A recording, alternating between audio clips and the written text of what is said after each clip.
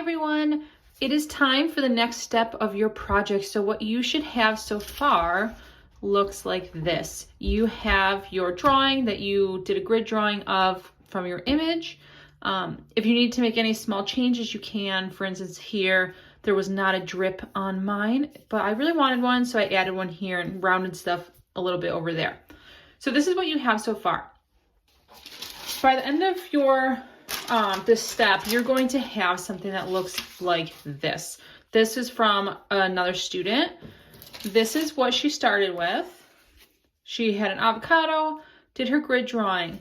Then today, what you're doing, you're going to be giving yourself this really cool geometric, abstracted setup, something like this. And then you're going to be starting to copy in parts of your drawing into each different section. And I'll get to that. So that's where you're going. You're starting with your drawing, then going to your basic composition, and then filling in with your drawing. All right, so let's look at what we want here. We are looking to have a composition that has some really nice large areas. You can use a ruler and a circle tracer. I would definitely recommend both. Having a curved line here contrasting those straight lines is really nice. You'll notice there aren't any really small areas because you're not going to be able to really trace anything into it. It gets a little too confusing. It looks really busy. So I have 1, 2, 3, 4, 5, 6, 7, 8 sections, a mix of the curved and geometric, and I think that looks pretty balanced. You will end up cutting this out. So just to show you that, I'm going to outline the very outer edge. You're not doing this, I'm just showing you what your entire composition will look at the end, because you will end up cutting out your final. Okay, so it is not going to be on a square. It will end up having irregular lines to the outside. Okay, so again, you don't need to do this step of outlining in Sharpie. Oops, I am just doing it to show you what the outer edge of mine would end up looking like at the end. So at the end, it won't be a square. It will be this irregular shape with multiple shapes inside. So how do you get to this? You are going to have a piece of tracing paper. So this is tracing paper. What it is, it's a mostly see-through transparent piece of paper. You can trace things on it, hence the name tracing paper. So you're going to have a square of this. Okay, so here is your step-by-step on how to start forming that composition. I take my ruler and I like to go one side to another side, right across all the way. And then I start by making this one really large shape on my paper. So I'm gonna make one really large triangle. This might take you a couple tries. That's why I would suggest drawing lightly so you can see it, but so you can also erase it if you don't like it. Kind of takes a little bit to find a composition you like. So now I have one. We know that's way too big, so I'm gonna keep going. It's okay to have your points meeting to the sides, but you don't wanna actually use any long part. Just the points are okay. You wouldn't wanna make a square edge here and cut that out. Okay, so just points. I'm gonna put a piece of here. Again, sometimes I have to do several of these before I find a version I like. So that's okay if you need to do that.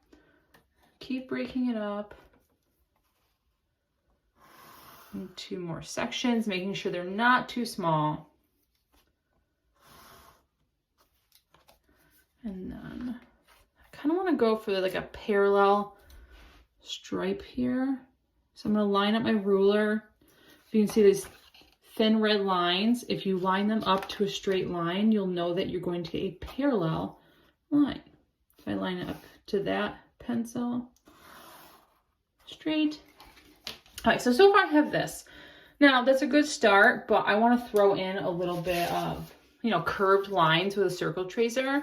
It's a really nice contrast. So thinking this one's pretty good. So I'm gonna have a curve in this part of the triangle and on the outside, but I don't wanna keep it going here. That's too small. I don't think that's necessary. I don't really want it to look like a circle. I just want it to look like a rounded edge. And then I'll switch to a smaller size. Come over here. And the reason I put it here is I wanted to balance the curve on this side to this side. Everything in your artwork should be about balance. You really want to have things kind of flowing and scattered throughout the page. So this is what I have so far. Double checking that there's not too many spots. Nothing too small. So I think that looks pretty good. The next step, you're going to start tracing your drawing into your composition now. What I would tell all my students is, think about it like the parts on the top should stay somewhat near the top. Parts of the bottom should stay somewhat near the bottom, the left somewhat on the left, and the right somewhat on the right. You are going to move it around as you trace it, but that's what I do. So I might say, just labeling this top, bottom, right, left. So as I'm going, it's easier to follow along. So top, bottom, left, right. Okay. So here is the top part of my composition. So I'm going to trace somewhere here in the top. So you can kind of see, let me zoom in a little for you, that the tracing paper, although it's a little like cloudy looking, you can still see through it. So I'm going to trace part of my ice cream in just that section right now. Okay. Make sure that you take your time to do a good tracing. You took a lot of time to do the drawing, so don't rush it. You want to make sure you trace it accurately. Get those sprinkles.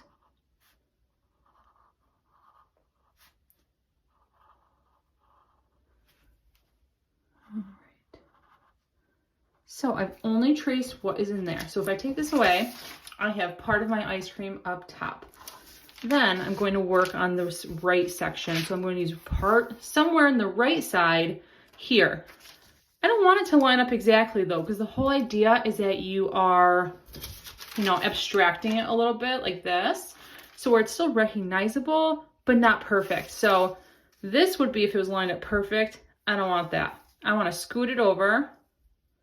And also, I just don't want a ton of background space left in this box. So that's why I'm going to trace it so it's like this far over. So there's a little gap here. Tracing.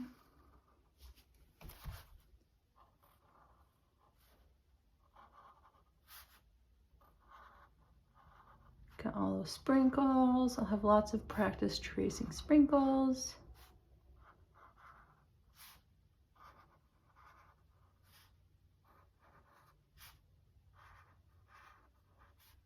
All right, so I'm almost done here. And then just continue to work your way around. So it's kind of the bottom right-ish. I want to get in this really cool area where it has like the drips, ice cream. But again, I don't want to line it up perfect. So I want to move it around. Instead of getting further out this time, I want to kind of bring it back in. So I'm not going to trace my ice cream all the way to here. I want it to be traced in a little bit more. And this is the most bottom part of my composition. So I'm going to have the most bottom part of my ice cream traced in there.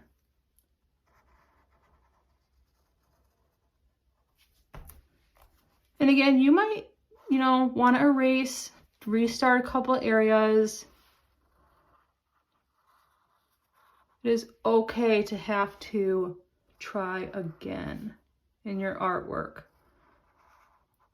It usually takes me quite a few tries sometimes to get something that I like the looks of. Okay, so totally fine to do that. A little tiny sprinkle right there. All right, so I have, you know, up top, right, bottom here. Okay, did I miss anything? Nope. Now I'm gonna start again at the top. So I know I already have part of the top here, and that's okay. I know I have 2 more sections though. I need part of the top in this one and this one. So what I'm gonna do is I'm gonna do it so I have kind of like the middle top. Even though I've already traced some of this into this one, it's okay to repeat it.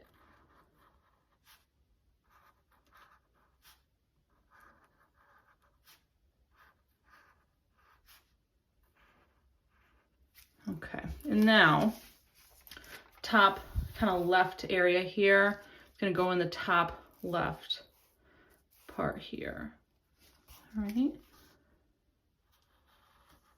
So it is going to be abstracted, it's going to be broken up, it's going to be in this cubist style where it's broken up into different kind of views and parts, but it should still be recognizable. If you get too crazy with it, you're going to have a whole bunch of abstract shapes, which might look cool, but you're not going to be able to recognize your object. So I would stick to, you know, the top, bottom, left, right thing. All right, now bring it back in.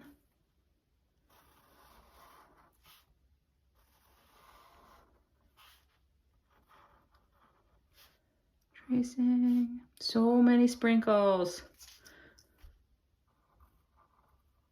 Okay, now I have this middle section here, and well, what could I do here? I actually think I want to do a little bit more of this kind of part. So let's see what it looks like.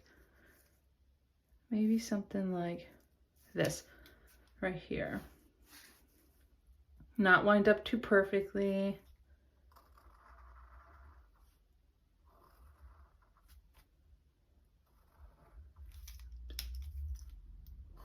Okay, so outlining.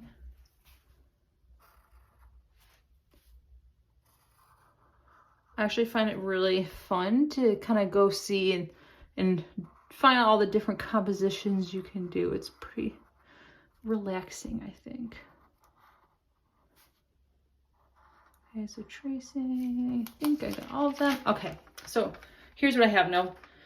Problem solving, what do I do here? This is kind of the odd man out. I would say repeat this maybe right here, because that is the, you know, most bottom left part. And that will be the last detail on my composition. Okay, so what I have is something from my drawing in each one. I stayed the top, you know, right, bottom, left when I moved it around. It does get a little funky here, but I don't dislike it enough. I still think it looks pretty balanced because I have, you know, parts of the sprinkles on both sides. So I'm gonna keep this. So this is all you're doing for today. You are tracing your composition, okay, using a ruler and circle tracer. Then you are tracing the parts of your drawing into each section of your composition. And just as a reminder, this will get cut out at the end, so there's no need to trace things in these outer parts here. All right, so I can't wait to see what you come up with in class.